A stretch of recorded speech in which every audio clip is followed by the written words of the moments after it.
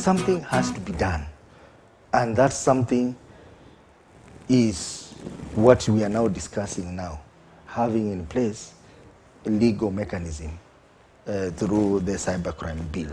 It is not as a result of the MP's incident, because in any case, that is a small thing. So many Kenyans are receiving nude pictures in their phone.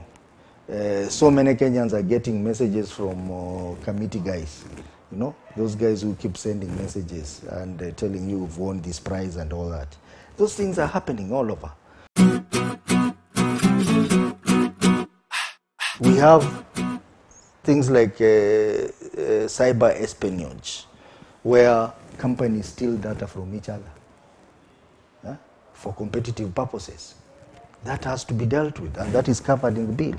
We have incidences of international espionages where countries steal data from each other. That is a very critical issue. We now have an issue to do with the critical information infrastructure systems, which refers to those systems which are very critical to a nation, that if they went down, there will be huge economic loss, or there will be harm to people or to the economy. For example, nuclear plants, they must be protected. You can imagine if one hacked into a nuclear plant, what will happen? In Kenya, for example, if you hacked into KRA database, so what will happen?